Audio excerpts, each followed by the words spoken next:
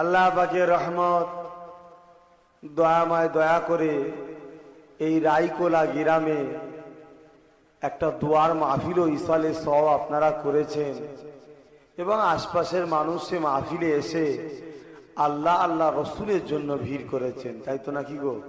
না আমার জন্য এসে কিচ্ছু লাভ হবে না। যদি কেউ আমার জন্য এসে থাকেন আপনাদেরকে বলছি নিয়ে চেঞ্জ করে নেন।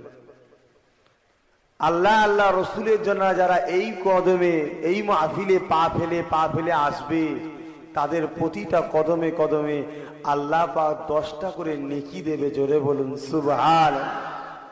আর আমার জন্য আসলে 4 আনা পয়সা কিছু পাবেন না, নেকি তো দূরের কথা। হ্যাঁ, আমাকে যদি ভালোবাসেন রাসূলুল্লাহর খানদান হিসাবে, তাও সেই নবীর জন্য হচ্ছে। তাহলে লক্ষ্যটা কোথায়? আল্লাহ আল্লাহ রসুলের জন্য। তো ভাইজান, আল্লাহ আমাদেরকে কত মহাব্বত করে। এই রাইকোলায় ওয়াজ করতেও আবার ভয় লাগে, বুঝতে পারছেন না? তো ভাইজান, আজকে মাথায় টুপি পেলেন, মুখে দাড়ি পেলেন, নামাজ পেলেন, রোজা পেলেন, হজ পেলেন, ইসলাম ধর্ম পেলেন, সেই ধর্মের ঘরের মানুষ হলেন। কোনদিন কি ভেবেছেন এই ইসলামটা আসলো কিভাবে? কাদের দ্বারা, কাদের প্রচেষ্টায়, কাদের মেহনতে, কাদের কষ্টে রে আজকে আমরা ইসলামটাকে পেলাম? এটা কি কোনোদিন চিন্তা করেছেন? কারা ইসলামটাকে নিয়ে এলো? কাদের প্রচেষ্টায়, কাদের রক্ত ঝরানো? এটা একটু চিন্তা করার প্রয়োজন আছে না নাই? আজকে সামান্য দুনিয়া স্বার্থে যদি কারো দ্বারা একটু উপকার পায় তাকে আমরা ভালোবাসি না? এই গ্রামে একটা হাজি সাহেব, হয়তো এই গ্রামে ধনী লোক ছিল, গরিব দোকানে দেখাশোনা করেছে, ভালোবেসেছে, ওই হাজি সাহেব চলে যাবার পরে তার বাচ্চাগুলোকে আপনারা ভালোবাসবেন না? বাসবেন না? কার জন্য? বাপের জন্য। যাদের ওসিলায় ইসলাম এলো তাদেরকে একটু চেনেন, আর তাদের আওলাদরা কেউ দুনিয়ায় আছে কিনা একটু খোঁজেন। আমার নওজওয়ানেরা, যুবকেরা, মুরব্বিয়ানেরা, ও গঙ্গা নওজওয়ানেরা, মুরব্বি আব্বারা, মা বোনেরা, বড় দুঃখের বিষয় শুনে রেখে দেন। আল্লাহ নবী মক্কা মানুষদের ঘরে বুঝাতে লাগলো, মক্কা মানুষেরা অন্ধকারের মধ্যে আছে, কেউ নবী পাকের কথা মানছে না। আল্লাহ নবী দরবারে একজন মানুষের কলমা পড়ে নিলেন। আল্লাহ নবী মানুষটাকে সাথে করে নিয়ে কাবা শরীফের পাশে দাঁড়িয়ে গেলেন। কাবা শরীফের পাশে দাঁড়িয়ে আল্লাহ নবী ওই মানুষটাকে বলতে লাগলে, এ আমার সাহাবীরে, আপনি একটু দিন ইসলামের কথা বলে, আপনিও তো প্রথম মুসলমান ছিলেন না, আজকে আপনি আমাকে নবী বলে, আল্লাহ আল্লাহ বলে ইমানের কলমা পড়েছে, আপনি একটু ইসলামের কথা বলে। আমার নওজওয়ানেরা, যুবকেরা, মুরব্বিয়ানেরা, ও আল্লাহ নবীর পাশে সাহাবীরা দাঁড়িয়ে দাঁড়িয়ে ওয়াজ করতে লাগলেন ইসলামের আযানের কথা, শরীয়তের কথা, এক আল্লাহ পাকের কথা। আল্লাহ পাকের কথা যখন বলতে লাগলে মক্কা কাফেররা ওই সাহাবীটাকে এত মারা মেরেছিল, শরীর দিয়ে রক্ত পড়তে পড়তে সাহাবীরা অজ্ঞান হয়ে গেলে, অপরদিকে নবীকে মেরেছিল, নবী পাক অজ্ঞান হয়ে গেলে। এ নবী পাকের উম্মতিরা ওই সাহাবীটাকে তামিল গোত্রে মানুষেরা কোলে করে তুলে নিয়ে যে তা ঘরেতে পৌঁছে দিল, কিন্তু মক্কা জমিনে সেদিন আমার নবী পাককে কেউ তুললো না। নবী আমার একা একা কাবার পাশে শুয়ে অজ্ঞানে, আল্লাহ পাকের অশেষ কুদরতে আমার নবী পাকের হুঁশটা ফিরে গেল। আল্লাহ নবী চোখটা খুলে কি বলেছিলেন? ও রব্বি আল্লাহ পাক, আমার সাহাবীটা কোথায়? আমার সাহাবীটা কোথায়? আল্লাহ পাক এই সাহাবীটা আমার সাথ দিয়েছে, একে আপনি ডেকে নেবেন না? আমি রাসূলুল্লাহ দোয়া চাই, আমার সাহাবীটা আল্লাহ পাক আপনি হায়াত দারাজ করুন। বুখারী শরীফে নফসি কিতাব খুলে দেখে আল্লাহ নবী এদিকে হুজরার মধ্যে উঠে চলে গেলে নবী আমার কাঁদতে লাগলে এ না জানে না আল্লাহ নবী সাহাবীর ওইদিকে উস্তা ফিরে যায় আল্লাহ নবী দোয়া কবুল হয়েছে আল্লাহ বা সাহাবীটা হায়াত দারাজ করে সাহাবীটার হুঁশটা খুলে গেল আল্লাহ নবী সাহাবীটা চোখ খুলে বলেছিলেন ইয়া উম্মি কাইফা হালুন নবী আম্মা জান আমার নবী কেমন আছে ভালোবাসাটা বুঝতে পারছেন রসুল বললেন সাহাবী কোথায় আর সাহাবী চোখ তুলে বলছে আমার রসুল কেমন আছে জোরে বলুন সুবহানাল্লাহ এটা হলো ভালোবাসা এই ভালোবাসাটা আমি আপনি মিলে কাটাতে পারবো তো ভাই রসুলের সঙ্গে রসুলের এই সাহাবীর ভালোবাসা কাটাতে পারবো নি আমরা বিছখানে দাঁড় করিয়ে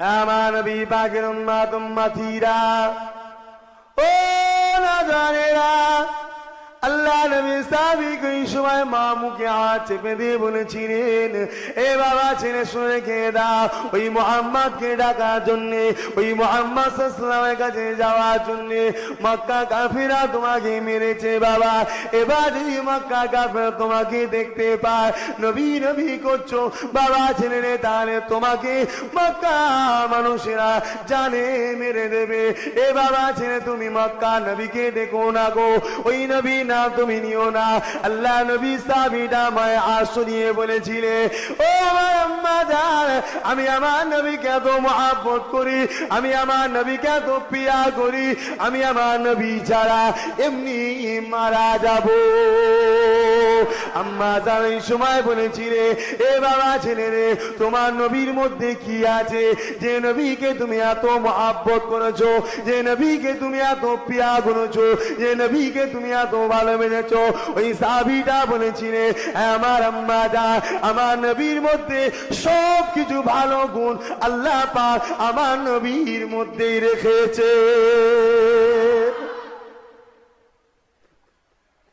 মা অবাক হয়ে গেলেন এই ভালোবাসা তবে বাবা তুমি যখন এই রকম করেই বলছো তোমাকে তোমার রসুলের কাছে নিয়ে যাওয়া হবে তবে কিছু গরম দুধ আছে খেয়ে নাও এই কথাটা শোনার রাতে ওই সাহাবীটা বলেছিলেন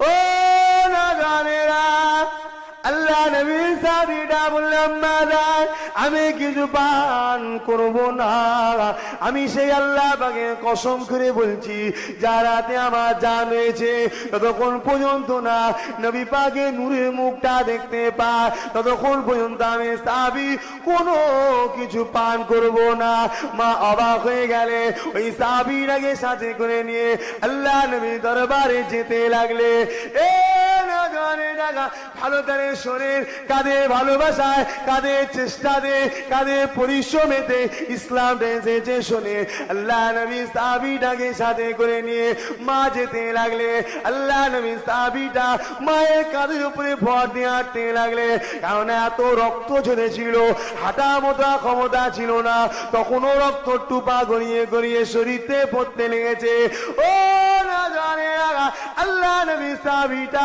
মায়ের কাঁধের উপরে ভর দিয়ে আল্লাহ নবী দরবারে যেতে লাগলে আল্লাহ নবীর হুজরা শরীফ খানা দেখে ওই সাহাবীটার মধ্যে ইশকের মুহাব্বতের আগুন জ্বলে উঠলো কোথা থেকে গায়বী ক্ষমতা পেয়ে গেল ওই সাহাবীটা ইয়া রাসূলুল্লাহ ইয়া রাসূলুল্লাহ ইয়া রাসূলুল্লাহ আপনি কেমন আছে এটা বলে ছুটতে লাগলে যে মানুষটা কিছুক্ষণ আগে হাঁটতে পারছিল না ওই মানুষটা এখন ছুটে ছুটে আল্লাহ নবী হুজরা দিকে ছুটতে লাগলে আল্লাহ নবী ওই সাহাবীটা আওয়াজ শুনতে পেয়েছে নবী আমার হুজরা দিয়ে বেরিয়ে পড়লে আল্লাহ নবী সাহাবীটা নবী পাকের সামনে দাঁড়িয়ে গেলে ইয়া রাসূলুল্লাহ হাবিবাল্লাহ হুজুর আপনি কেমন আছে আল্লাহ নবী বলেছিলেন এ বাবা সাহাবী রে তোমার শরীরে এখনো রক্ত বের হচ্ছে তুমি নিজের কথা ভাবলে না আমি নবী মুহাম্মদের কথা ভাবছো এ বাবা সাহাবী রে তোমার কি কোনো কষ্ট হয় হয় না।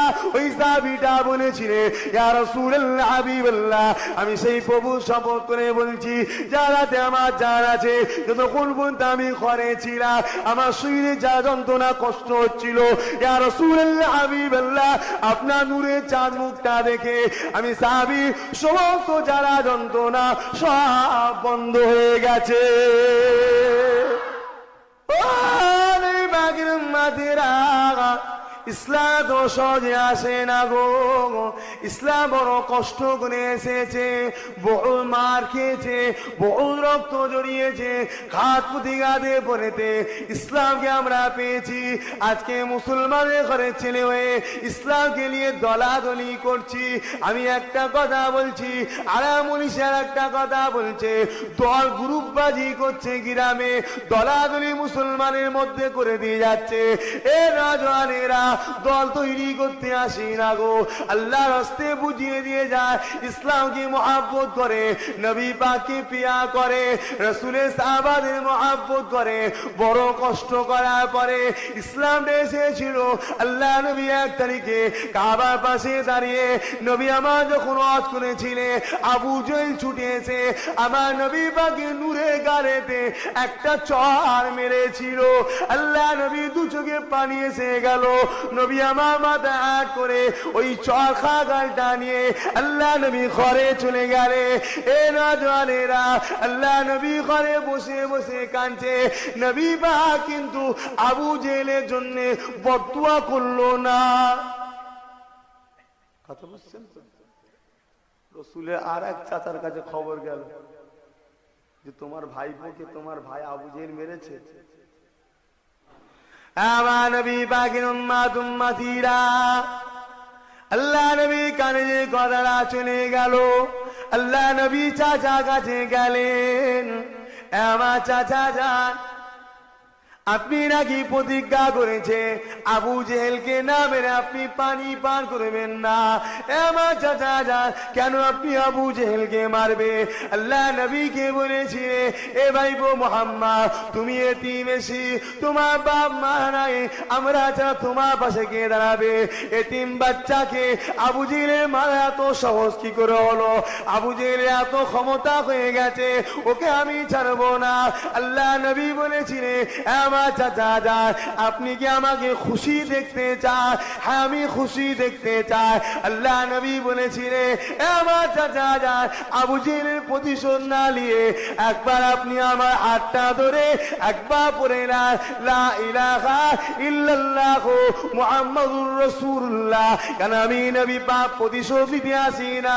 আল্লাহ নবীর মিষ্টি ব্যবহার দেখে আল্লাহ নবী চাচা ইমানের কালমা পড়ে মুসলমান হয়ে যায়।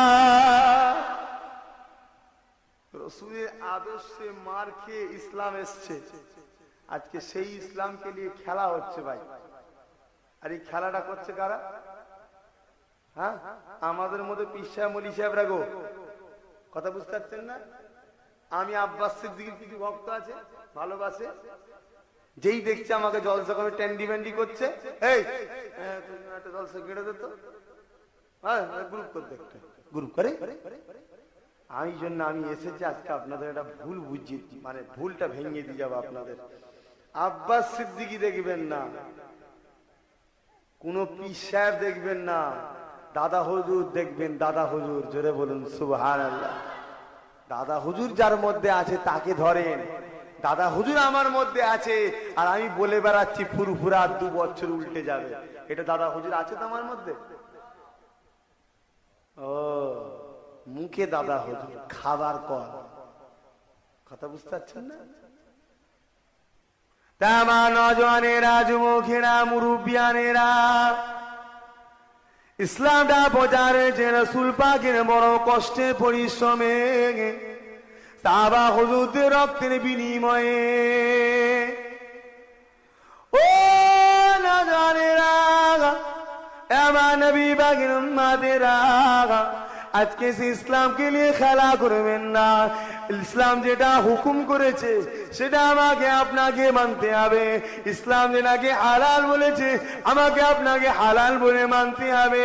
ইসলাম যেটাকে হারাম বলেছে আমাকে আপনাকে হারাম বলে মানতে হবে। নতুন করে কোনো গ্রুপবাজি করে হালালকে হারাম করা যাবে না, হারামকে হালাল করা যাবে না।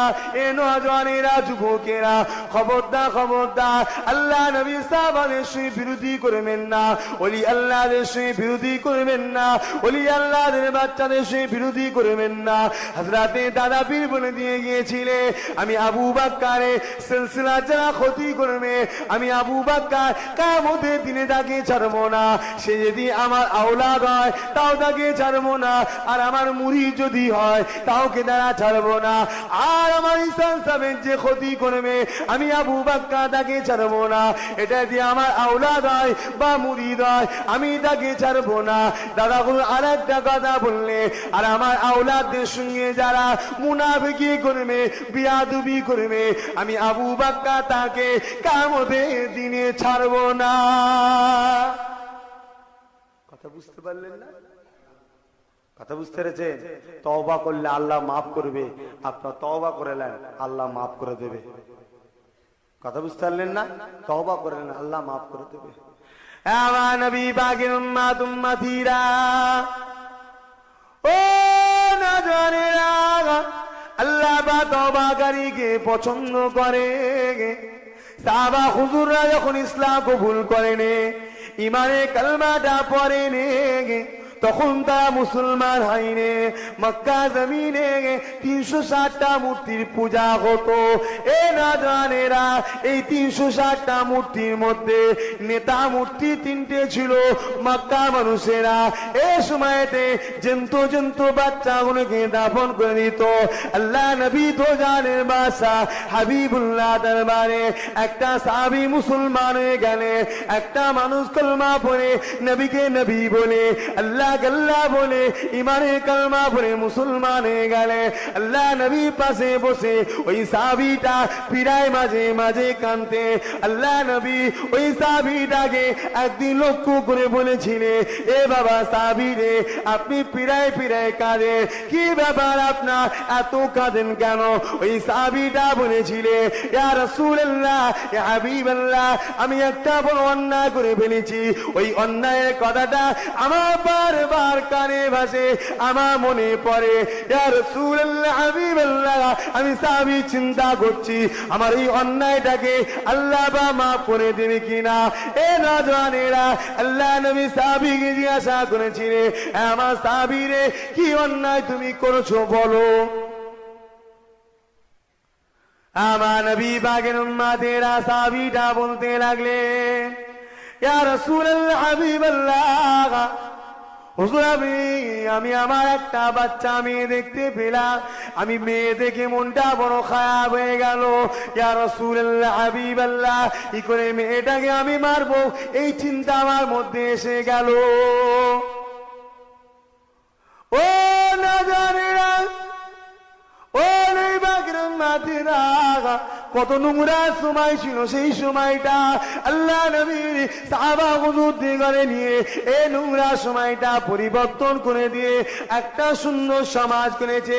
এই সুন্দর সমাজেতে দলাদলি করবেন না, মারপিট করবেন না। আমি আব্বাস সিদ্দিকী খারাপ মনে হয় আমার থেকে দূরে থাকে, নিজেরা গ্রামে এক হয়ে থাকেন, এক হয়ে থাকে, নিজেরা খবরদার দলাদলি করেন না গো। ও নওজওয়ানেরা, এই দলাদলি করলে তোমাদের লাভ হবে, মৌলী সাহেবদের ফায়দা হবে। তোমাদের লাভ হবে, লস হবে, আর মৌলী সাহেবদের ফায়দা হবে, আর আমাদের ফায়দা হবে। তোমরা দলাদলি করলে ফায়দা হবে না? হবে না? কথা বলেন না, হবে না? হবে না? গ্রুপ বাজি হবে, ফায়দা হবে। একে যে দুদিক দিয়ে খাবে। আমার নবী পাকের উম্মত উম্মতিরা যে কথা বলতেছিলেন, আল্লাহ নবী সাহাবীরা বলেছিলেন, ইয়া রাসূলুল্লাহ হাবিবাল্লাহ, একদিন মক্কা জমিনে ও কাজের মেলা এসে গেল। ইয়া রাসূলুল্লাহ হাবিবাল্লাহ, ওই বাচ্চাটাকে আমি সাথে করে নিয়ে মরুভূমির ওপর দিয়ে যে ওই মাটি খুঁড়ে ওই বাচ্চাটাকে পুঁতে দিলাম। ইয়া রাসূলুল্লাহ হাবিবাল্লাহ, এইরকম একটা অন্যায় কাজ করেছি। আমি সাহাবী চিন্তা করতে লাগলাম, আমার গুনাহ কি আল্লাহ পাক মাফ করে দেবে? আল্লাহ নবী সাহাবীকে বলেছিলেন, এ বাবা সাহাবী রে, তওবা করে নাও, লা তাখনাতু মির রাহমাতিল্লাহ, আল্লাহর রহমতে নিরাশ হয়ো না। বান্দা তোমার দুআকে আল্লাহ পাক দয়াময় কবুল করে নেবে। ভাই এইরকম পাপ আপনারা করেছেন? নিজেদের বাচ্চা দোকানে দাফন করে দিয়েছেন নাকি? কিন্তু যারা জাহিলিয়াতের যুগে করেছিল, ফিরে আসার জন্য আল্লাহ তাদেরকে মাফ করেছে না করেনি? তাহলে আমরাও যদি ফিরে এসে আল্লাহ মাফ করবে না করবে না? এখানে যত আম ছেলে আছে সবাইকে লক্ষ্য করে বলি, ভাই খবরদার দাদা পীরের আওলাদদের সঙ্গে ভালো না লাগে দূরে রাখবে, বিয়াদবি করো না, দাদা হুজুর নারাজ হয়ে যাবে। আর দাদা হুজুরকে আল্লাহ কি নিয়ে আমত করেছে এটা তোমাদের জানতে আর বাকি আছে। জি, এটা জানতে আর বাকি আছে ভাই। তো ভাইজান মাথায় রাখবেন, আল্লাহর ওলিদের বদদোয়ায় পড়ে গেলে আস্তে আস্তে ধ্বংস হয়ে যায়, পতনের শুরু হয়েছে। কথা বুঝতে পেরেছেন? এখনো সময় আছে। খবরদার আপনাদেরকে অনুরোধ করছি, আপনারা আম মানুষ একটু চিন্তা করেন, হালাল জিনিসকে হারাম বললে ঈমান থাকবে না চলে যাবে? জি, ঈমান চলে যাবে। ফুরফুরা পীর সাহেবরা হারাম খেচ্ছে তাহলে, তাই তো নাকি গো? জি। আর ইমামে আজম আবু হানিফা হুজুর ওয়াজ নসিহত করাকে উত্তম হালাল বলল। ইমামে আজম আবু হানিফা হুজুর হারামকে হালাল বললে ঈমান থাকবে তো ভাই? তাহলে এ মনীষা ঘুরিয়ে ঘুরিয়ে কাকে কাফের বলতে বুঝতে পারছেন? ইমামে আজম আবু হানিফা হুজুরকে কাফের বানিয়ে দিতে চাইছে, অথচ আহলে সুন্নাতুল জামাতের সেক্রেটারি হয়ে বসে আছে। আর সুন্নাতুল জামাত রায় দিচ্ছে এটা হালাল, আর তুমি সেক্রেটারি হয়ে এটাকে হারাম বলছো। হবে তো ভাই? বুঝতে পারছেন? আহলে সুন্নাতুল জামাতের সেক্রেটারি ফতোয়া দিচ্ছে হারাম, আর আহলে সুন্নাতুল জামাত রায় দিচ্ছে এটা হালাল। আমার নবী পাকের উম্মত উম্মতিরা, ও নজরেরা, মুসলমান এমন একটা জাত, এ মুসলমানকে কোনদিন মিটানো যাবে না। এ মুসলমানকে মিটাতে গেলে অন্য মুসলমানই পারবে। এই জন্য পয়সা দিয়ে গোলামি করে কিছু মুসলমানদেরকে কিনে নেওয়া হচ্ছে, যাদের দ্বারা সমাজেতে বিভ্রান্তি ছড়াচ্ছে, অন্যায় ছড়াবার চেষ্টা করা হচ্ছে, সমাজে অশান্তি লাগাবার চেষ্টা করা হচ্ছে। এ নজরেরা হাতটা জোর করে বলে যায়, মুসলমানে মিলে মিশে থাকে। আপনারা সবাই আমার দাদা পীরের সিলসিলা মুড়ি, দাদা পীরে নীতি আদর্শ মেনে চলে। দাদা হুজুর পীর কেবলা ওসিয়াত নামায় যে কথাটা লিখেছে 19 নম্বর ওসিয়াতে, যে খায়রাত গ্রহণ করা চলবে না। খায়রাত মানে হলো ভিক্ষা। ভিক্ষা কি তা শুনে খেয়ে দেয়। দাদা পীর যে সময় যে ছিলেন, এ বাংলা জমিনেতে যে সকল মোল্লা মৌলবী গুলো ছিল, এরা কবর পুজো করত, এরা সেজদা করত পীরকে, এরা বাউন ফকিরদের মতো মানুষের দুয়ারে দুয়ারে গিয়ে চাল তুলে বেড়াতো, টাকা পয়সা তুলতো। ওই সময় তাদের দুয়ারে গিয়ে কিছু কিছু কথা গজল নাথ কেরাত করতো, এর জন্য কিছু ভিক্ষা স্বরূপ নিত। এটা নিতে আমার দাদা পীর এটাকে খায়রাত বলেছে, এটাকে নিতে দাদা পীর হারাম করে দিয়েছিলেন। এতে আলেমদের সম্মান বাড়তো না কমতো গো? ই তো সেই বাউন্ডের মতো পরে দুয়ারে দুয়ারে তুলে বেড়াচ্ছে, এটা সম্মান বাড়ছে না কমছে গো? আরে কথা বলেন না, বাড়ছে না কমছে? তাই দাদা হুজুর বলল ওইটা চলবে না। আমরা ওইরকম করি না কি গো? যেখানে সেখানে মাইক দিয়ে hello hello, microphone testing, hello চলে এসছি, সব হাজির হয়ে যাও, দে বাবা 2 টাকা 5 টাকা 10 টাকা চাঁদা তুলছি নাকি গো আপনাদের কাছ থেকে? জি, ফতোয়ায় রশিদিয়া দেওবন্দীদের কিতাব লেখা আছে, সময় সময় সময় ধরে চুক্তি করা হালাল হালাল হালাল, সময় ধরে। বুঝতে পারছেন না? 1 ঘন্টা করবো, আধ ঘন্টা করব, 5 মিনিট করব, 2 ঘন্টা করব, এই সময় ধরে পয়সা লিয়াটা হালাল হালাল হালাল ফতোয়ায় রসিদিয়ায় লেখা আছে। জোরে বলুন সুবহানাল্লাহ। আমার নওজওয়ানেরা, যুবকেরা, মুরব্বিয়ানেরা, ও নবী পাকের উম্মত উম্মতিরা, এসব কিছু নয় গো, এটা হলো হিংসা। আল্লাহ নবী জানিয়ে দিলেন, আল হাসান ইয়াকুল হাসানাতি কামা তাকুল নারুল আতাবা। হিংসার অহংকার এমন করে আমলকে শেষ করে দেয়, যেমন কিনা কাঠটা আগুনের মধ্যে দিলে ওই লাকড়িটা পুড়ে শেষ হয়ে যায়। এ মুফতি সাহেব, এ আলেম সাহেব, এ মুবাল্লিগ সাহেব, তোমার অন্তরে যদি হিংসা থাকে, তোমার অন্তরে যদি অহংকার থাকে, তোমার হিংসা, তোমার অহংকার, তোমার আলেমকে আস্তে আস্তে মিটাতে লাগবে।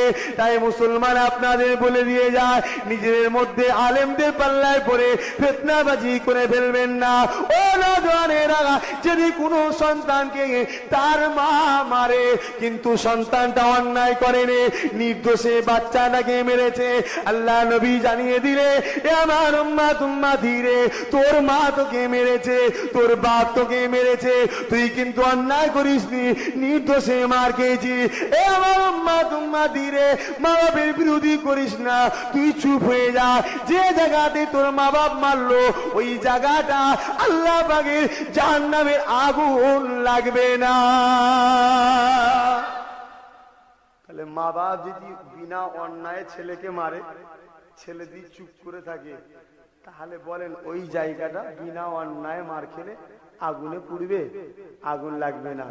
রুহানি বাপ হিসাবে আপনাদের দাদা হুজুর বাপ হয় না, হয় না গো? দাদা হুজুরের মুখের দিকে চেয়ে আমাদেরকে ভালোবাসেন তো নাকি গো, না অন্য কোনো দিকে চেয়ে? আব্বাস সিদ্দিকী দাদা হুজুরের ঘরের ছেলে না হতো, আপনারা আমাকে নিয়ে হই হই করতেন? আমার তো বয়স একটুখানি, তো হই হই করার কি আছে? জি, তাহলে কেন হই হই করছেন? দাদা হুজুরের ছেলে, তাই তো নাকি গো? দাদা হুজুরের ছেলে হিসাবে মহব্বত করতে গিয়ে ধরেন না আমি আপনাদের ভুল রাস্তায় নিয়ে চলে গেলাম। উদাহরণস্বরূপ বলছি ভাই, ধরেন না আপনাদেরকে আমি ভুল রাস্তায় নিয়ে চলে গেলাম, কোনটা ভুল কোনটা ঠিক আপনারা জানেন না, আল্লাহ জানে। পৃথিবীর কেউ জানে? আল্লাহ, আল্লাহ রসুল ছাড়া কোনটা ভুল কোনটা ঠিক? 4 ইমামরা লড়াই করেছিল আল্লাহর জন্য, তাই 4 ইমামের মতটাই আল্লাহর কাছে গ্রহণযোগ্য। জোরে বলুন সুবহানাল্লাহ। মত কখনো 4টে হয় ভাই? মত তো একটাই হবে। কথা বুঝতে পারছেন না? একটাই মত, কিন্তু 4 জন যা কিছু করেছে আল্লাহর জন্য করেছে। তা আমি আপনাদেরকে বলে যাই, আপনারা হয়তো দাদা পীরের মুখের দিকে চেয়ে দাদা পীরের একটা আওলাদকে দিল থেকে ভালোবেসে তাকে মজবুত করে ধরলেন। ভুল কি ঠিক ভাই আম মানুষ বুঝি না। কথা বুঝতে পারছেন না? পরকালে এখন আপনাকে যদি ধরা হয় যে আপনি কি করলেন, আল্লাহ আমি কিছু বুঝি না, আম মানুষ, আপনি বলেছিলেন দাদা পীরকে ধরতে, দাদা পীরকে তো চোখে দেখিনি, তার আওলাদটাকে চোখে দেখেছিলাম, তার আওলাদটাকে দাদা পীরের মুখের দিকে চেয়ে ভালোবেসে ফেলেছিলাম, তার হাত ধরে ছড়েছিলাম, আল্লাহ পাক আমাকে মাফ করে দেন। বান্দা না জানা বান্দাকে আমার আল্লাহ শাস্তি দেবে, অদা করেছে কি? আফ্রিকা জঙ্গলে মানুষ নামাজ পড়ে ভাই, কি গো? এমন এমন জায়গায় আছে মানুষ মানুষ খায়, আছে না নাই? ওই জায়গার মানুষকে আল্লাহ বলবে নাকি তুই নামাজ পড়িসনি কেন? ওটা আল্লাহ প্রশ্ন করবে না, কেন? ওরা জানে না। না জানা জিনিসের উপরে আমার আল্লাহ কোনোদিন চাপ দিয়ে তাকে অন্যায় মানে তাকে জাহান্নামী দেবে না। জোরে বলুন সুবহানাল্লাহ। যে জেনেছে তার উপরে ফতোয়া, যে জানেনে তার উপরে ফতোয়া নয়। আপনি মদ খেচ্ছেন, মদ খাওয়াটা হালাল কি আপনি জানেন না, আপনার গুনাহ হবে নাকি? গুনাহ হবে না। যখনই জেনে গেলেন মদ খাওয়াটা হারাম, এবার খেলে গুনাহ হবে। তো ভাইজান মাথায় রাখবেন, হালালকে হারাম বললে ঈমান চলে যায়, হালালকে হারাম বললে ঈমান চলে যায়, আর হারামকে হালাল জানলে ওটাও ঈমান চলে যাবে। অতএব খুব সাবধানে কথাবার্তা বলবেন, এটুকু বলে দিয়ে গেলাম। আসেন সকলকে নবী পাকের সামনে একটু দাঁড়িয়ে সালাম দেবো। বসে দেবেন না দাঁড়িয়ে দেবেন গো? আপনারা সব দাঁড়িয়ে দেন তো। এখানে তো আবার দাঁড়ানোর কথা দলিল চেয়েছে, বলছে দাঁড়ানোর দলিল চেয়েছে। কথা বুঝছেন? কে চেয়েছে আমি নাম জিজ্ঞেস করলাম, কই এখনো বললো না তো। কে রে ভাই, কে দলিল চাইলি? কেউ মারবে না রে ভাই, বল না তো ভাইজান। আবার দলিল চাইছে, দলিল চেয়েছিল কারা গো? মক্কার কাফেররা। আর জানতে চেয়েছিল কারা গো? রাসূলের সাহাবারা। আগে নিজে ঠিক করো তুমি কাফের না মোমেন। যদি কাফের হও তাহলে দলিল চাও, আর মোমেন হও জানতে চাও। দুটোর মধ্যে পার্থক্য আছে না নাই? ঘুষ কাটেনি এখনো, দলিল চাইছে। দলিল দলিল চাইছে, লিখা আছে আপনি দলিল দিয়ে বুঝিয়ে দেন। কথা বুঝতে পারছেন না? খুব সাবধান। আল্লাহ রসুলকে সাহাবা হুজুররা জানতে চেয়েছিলেন, প্রশ্ন করেনি। হুজুর বুঝতে পারিনি, একটু বলে দেন। এটা আলাদা জিনিস, আর উত্তর দেন। প্রশ্ন করা দুটো এক নাকি গো? আগে নিজেদের মধ্যে আদব তৈরি করেন। আসেন মেশকা শরীফ বাবুল আদাব কিতাবুল কিয়াম অধ্যায় খুলে পড়ে নেবেন। দলিল এটা মেশকা শরীফ বাবুল আদাব কিতাবুল কিয়াম অধ্যায় খুলে দেখে নেবেন। পর পর দাঁড়ানোর দলিল দিয়া আছে। জোরে বলুন সুবহানাল্লাহ। আসেন সকলে একটু দাঁড়িয়ে দাঁড়িয়ে রাসূলুল্লাহকে সালাম দেবো। ইয়া নবী সালাম طلع البدر علينا من ثنيات البداء وجب شكر علينا ما بدا لله আইদাই ইয়া নবী সালাম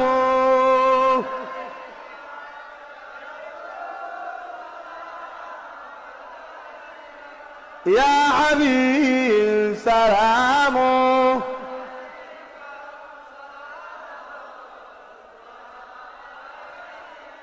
পড়িল আল্লাহ আরো পোহালো দুঃখে এ রজনী হইল জগৎ নুরানি আমিনা নয় ও নির্মণি ইয়া নবী সালাম ইয়া রাসূল ইয়া হাবিব সাল্লাল্লাহু আলাইহি। সকলে দোয়া হবে, একটু দোয়া করবো। গায়ে গায়ে বসেন। ইয়া রাব্বি সাল্লি ওয়া সাল্লিম।